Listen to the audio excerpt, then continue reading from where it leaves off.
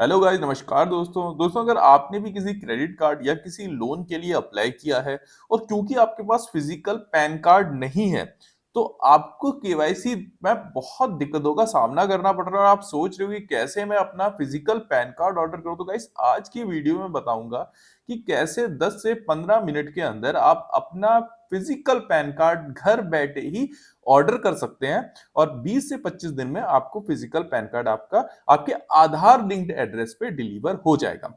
इस वीडियो को शुरू करने से पहले मैं आपसे रिक्वेस्ट करूंगा कि आपके आधार की जो डिटेल्स हैं, phone number, date of birth, name, वो सारी करेक्ट होनी चाहिए। इससे ये प्रोसेस, और सिर्फ यही प्रोसेस नहीं, बहुत सारे ऐसे प्रोसेस जो गवर्नमेंट डिजिटल प्रोसेस है वो बहुत सिंपल हो जाते हैं। तो अगर आपका आधार कार्ड लिंक नहीं है तो सबसे पहले आप आधार कार्ड को लिंक या करेक्ट करवाएं।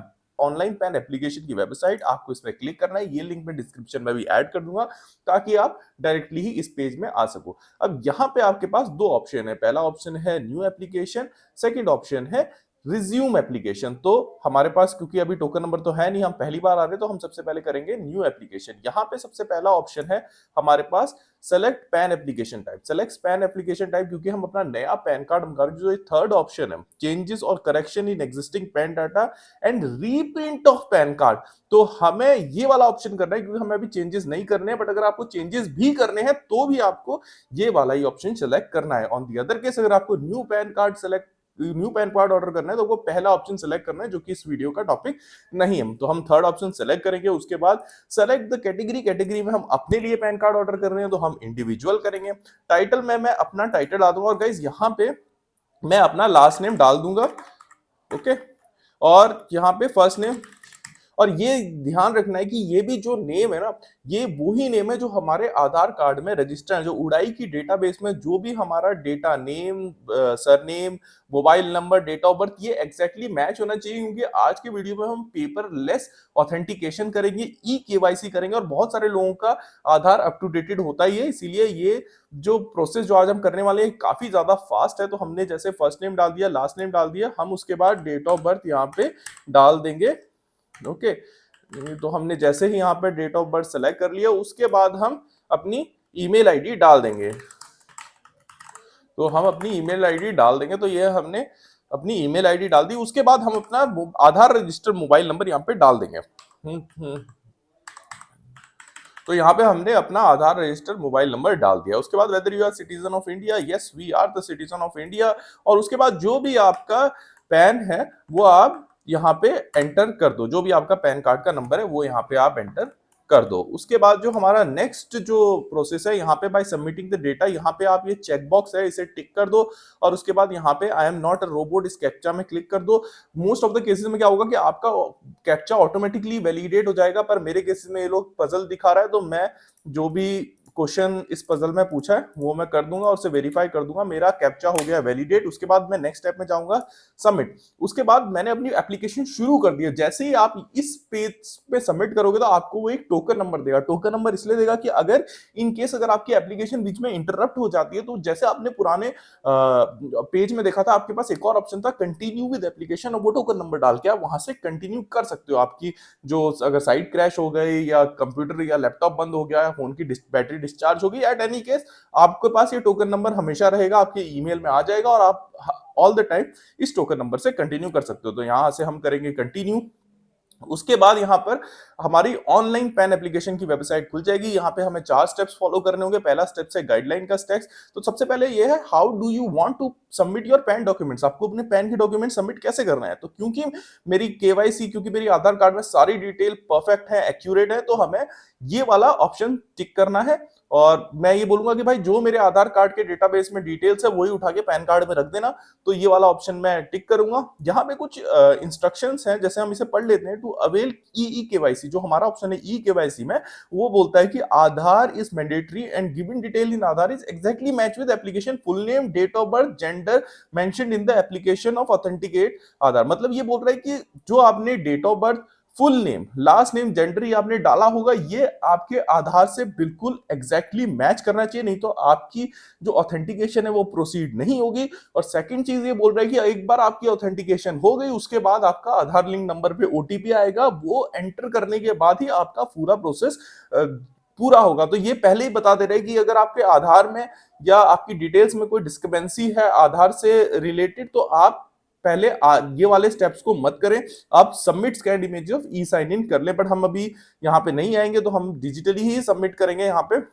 उसके बाद whether you want to physical PAN card required और नॉट, यस, क्योंकि 99% ऑफ केसेस में आपको फिजिकल पैन कार्ड की जरूरत है। और हमारे पास इवन दो अगर आपको चेंजेस भी करवाने हैं तो भी आपको यही ऑप्शन क्लिक करना पड़ेगा, क्योंकि डिजिटल पैन कार्ड बहुत जगह सर्विस में नहीं एक्सेप्ट होता है। तो हम फिजिकल पैन कार्ड में यस कर देंगे। यहाँ पे जैसे आप देख सकते हो फीस एप्लीकेबल है, अगर आप इंडियन एड्रेस में भेजना चाहते हो तो आपको 101, अगर ई केवाईसी पेपरलेस के मोड से करोगे, फिजिकल मोड में 107। तो ये सारी फीस हैं आपको दिख जाएंगी। ये 100 से 110 रुपए आपकी फिजिकल पैन में लगेगी, और अगर आपको डिजिटल पैन में निकालना है तो उसके चेंजेस या उसके प्रिंटिंग में 60 से 70 रुपए आपके लगने वाले हैं। तो इससे बेटर होगा कि आप फिजिकल पैन ही ऑर्डर कर लें। और ये जो फिजिकल पैन है ये आने वाला है आपके आधार लिंक्ड एड्रेस में, जैसे कि मैंने आपको पहले बताया था। उसके बाद हम यहाँ पर डालेंगे अपने लास्ट 4 डिजिट आधार के। तो ये प्रोसेस सारा मैं आपके साथ साथ ही कर रहा हूं। मैंने लास्ट 4 डिजिट आधार के डाले। उसके बाद I hereby agree that my photograph is available in the self printed on PAN card. जो भी मेरे फोटो अवेलेबल है मेरे आधार कार्ड में, वही मैं अपने पैन कार्ड में फोटो डालना चाहता हूं। ये हम यस कर देंगे, क्योंकि हमें प्रोसेस जितना जल्दी से जल्दी करना है। उसके बाद यहाँ पे नेम एज पर आधार, हमें यहाँ पे कुछ नहीं करना है। जो भी नेम है वो अपने आधार कार्ड में ऑटोमेटिकली फिल्ड हो जाएगा। उसके बाद फुल नेम ऑफ एप्लीकेंट, यहाँ भी जो आपने पहले स्टेप में करा था वो सारा प्रीफिल्ड आ जाएगा। बस यहाँ पे एक चीज आपको करनी है, आपको जेंडर यहाँ पे चूज करना है। और उसके बाद यहाँ पे नीचे जाना है आपको फादर नेम्स में। तो फादर का आपने सबसे पहले लास्ट नेम डालना है। उसके बाद फादर का तो उसके बाद आपने फादर का फर्स्ट नेम यहाँ पे डाल देना है। उसके बाद मदर का नेम आपके पास ऑप्शनल है, क्योंकि यहाँ पे देखो ऑप्शन है कि parents name printed on PAN card, क्या आपको फादर का नाम प्रिंट करवाना है पैन कार्ड में, मदर का नाम प्रिंट करवाना है। मदर का नाम प्रिंट करवाना है तो आपको ये भरना पड़ेगा, बट मेरे को फादर का नाम प्रिंट करवाना है तो फादर की डिटेल मैंडेटरी है और मैंने भर दी है। उसके बाद मैं नेक्स्ट में क्लिक करूंगा, हम आ जाएंगे कॉन्टैक्ट अदर डिटेल पेज में।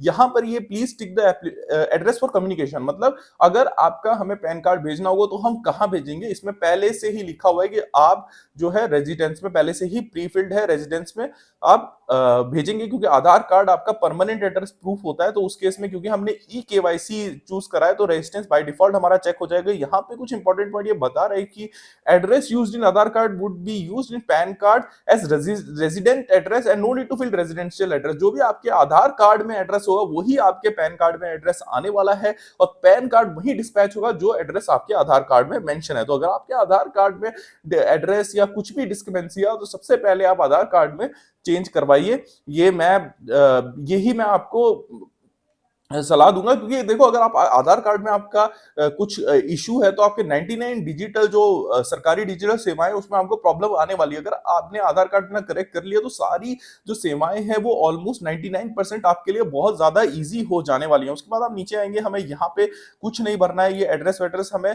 कुछ नहीं भरना है। उसके बाद अगर बीच में आपको हमेशा ये सेव बटन क्लिक करते रहना है, ताकि अगर आपकी वेबसाइट क्रैश हो जाए या आप रिफ्रेश कर दे, लाइट चली जाए, तो आपकी जो भी इंफॉर्मेशन वो इंटैक्ट रहे, मतलब जैसे आपने भरी है वैसे प्रीफिल्ड है, नहीं तो आपको वापस से फर्स्ट स्टेप से आपको भरना पड़ जाएगा। उसके बाद मैं नीचे आऊंगा, फोन नंबर में मैं डालूंगा अपना, यहाँ पे फोन नंबर इंडिया में, यहाँ पे इंडिया डालूंगा, ये मेरा फोन नंबर है। यहाँ पे ईमेल आईडी सही है, mention the other PAN account numbers. तो अगर आपके पास और if you are multiple PAN holder, आपके पास अगर एक से ज्यादा पैन होल्ड करते हो तो यहाँ पे आप मेंशन करो आपके सारे पैन नंबर जो भी हैं। उसके बाद हम अपने लास्ट स्टेप में आ जाएंगे, document submitted as a proof of identity, क्योंकि हम ई केवाईसी करने वाले तो यहाँ पे हमारी जो प्रूफ ऑफ आइडेंटिटी है उसमें सिर्फ आधार ही कार्ड हमारा डलने वाला है। ऑल केस में हमें टेंशन लेने की जरूरत नहीं है, सबसे इजी प्रोसेस है ये।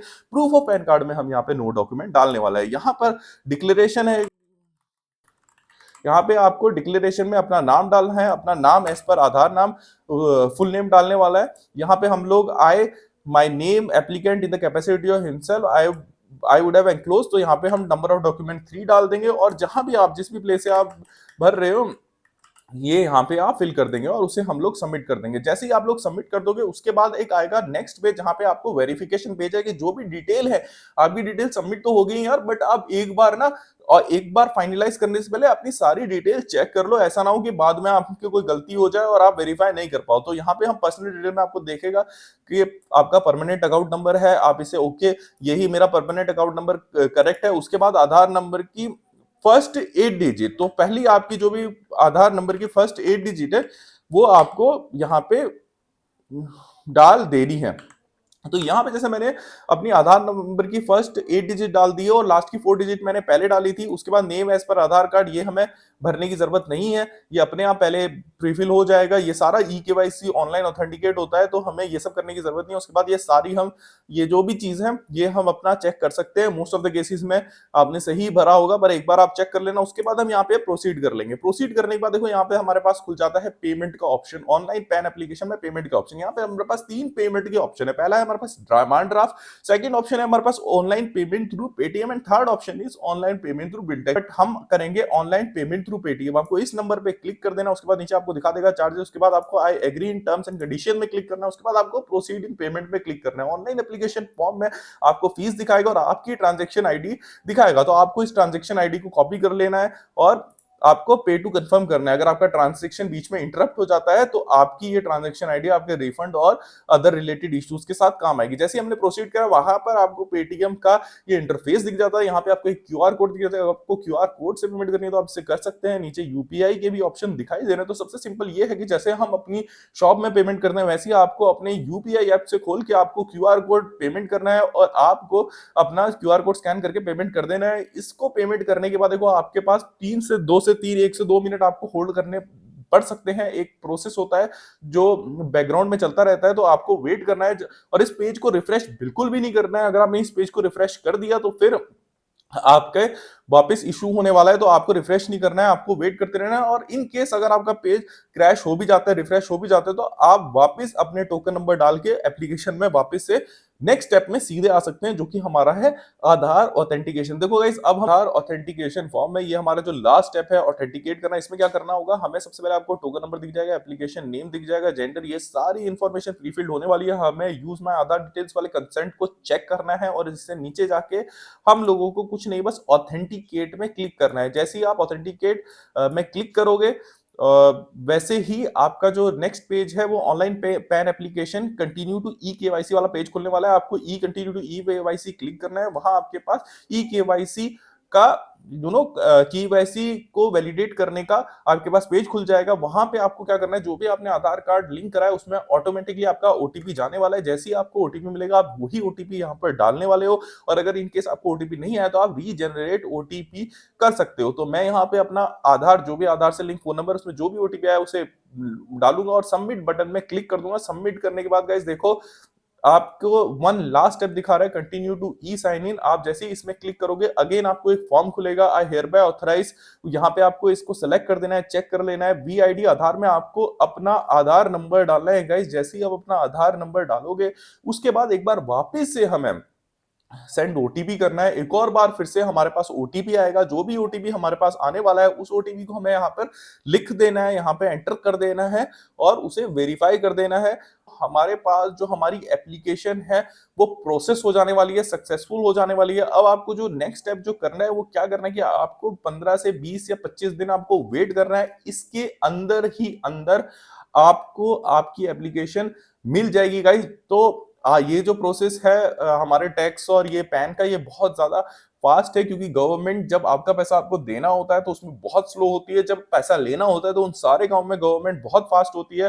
तो इस केस में आपको आराम से 15 से 20 दिनों में आपका पैन मिल जाएगा। और अगर आपको डिजिटल पैन कार्ड लेना है, प्रिंट करना है, तो आपको नीचे डिजिटल पैन कार्ड भी प्रिंट होने वाला है। तो गाइस अगर आप फिजिकल पैन कार्ड लेते हो तो आपको डिजिटल पैन कार्ड भी मिल जाता है। गाइस आज की वीडियो में इतना ही। होप आपको आपका पैन कार्ड में कोई ज्यादा दिक्कत आई नहीं होगी। अगर आपके पास कोई भी क्वेश्चन है तो do comment in the video section में। जितना हो सके मैं आपके कमेंट्स पढ़ने की कोशिश करूंगा और आपकी प्रॉब्लम रिजॉल्व करने की कोशिश करूंगा। तो गाइस अगर आपको वीडियो अच्छी लगी हो तो गाइस आप मेरे चैनल को सब्सक्राइब कर दीजिए, वीडियो को लाइक कर दीजिए। और गाइस नमस्कार।